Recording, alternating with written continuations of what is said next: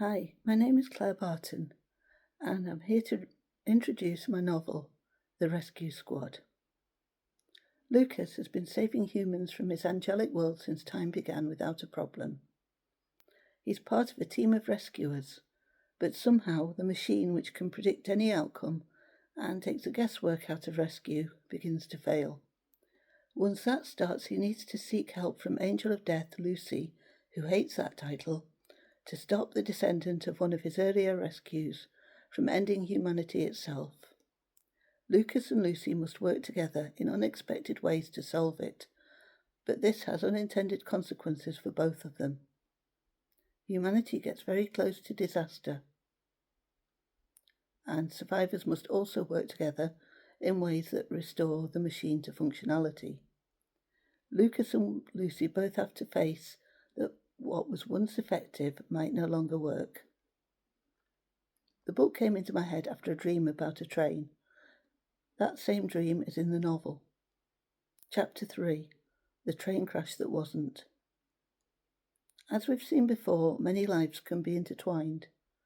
This dream was sent by us to save lots of people in different ways. We knew the train could crash. We hoped to stop it, but if that didn't happen, we hoped for as empty a train as possible.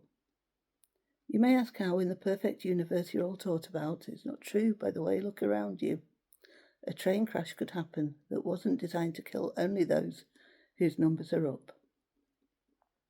Well, it doesn't work like that. Big events sometimes include people who aren't recalled. Recalled is our word for your scheduled death. Lots of people go at a time that doesn't coincide with scheduling. If it's within years of recall, we're quite happy. Decades, whether subtracted or added, and we have a problem. You might have kids who were not meant to be. This is how psychopaths sometimes happen. There's no soul for them, so the essence comes from somewhere else, somewhere dark. You might not be around for kids who were meant to be. Sometimes death might predate an essential event. That's where we get called in. This train crash was planned, but not by us, but by somebody with a grudge and no recall date. It would have been mechanical, and we don't do mechanical stuff.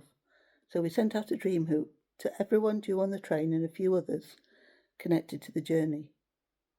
It involved a person on the train viewed from a third-party perspective, then a realization that something was wrong, then a face contorted with horror seconds before the impact, and then nothing. Many people had that dream at the same time. Many had it repeated. Extra shocking as it was just 4 scenes. 1, 2, 3, 4. Passenger, terror, horror, silence.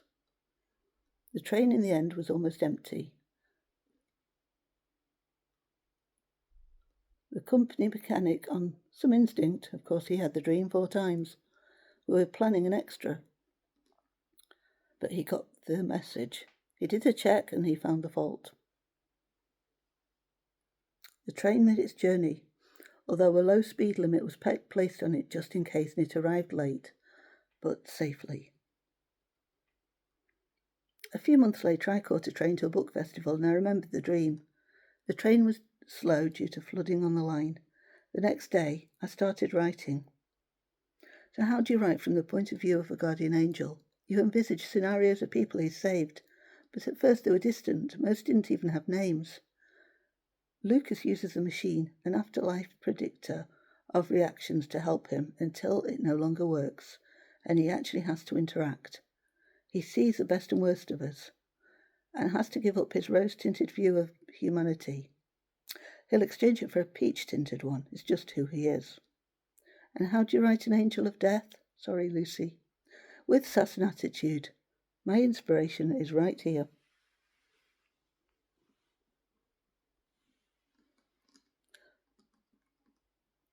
To be honest, Lucy is such fun to write. Her realization that Earth's heaviness is making her, well, you'll see. But her sheer enjoyment in doing it is quite therapeutic. She's getting to narrate the next book, but she'll have to behave herself, as her role will change a little. As for me, your humble writer, I'm based in the Scottish Highlands, which inspired scenes in this book. I'd show you, but it's pouring with rain out there. and Claire, a registrar, a former fraud investigator and travel representative. I love travel, politics, crafts, and cats. Perhaps in a past life, Lucas rescued me from the ducking stool, who knows?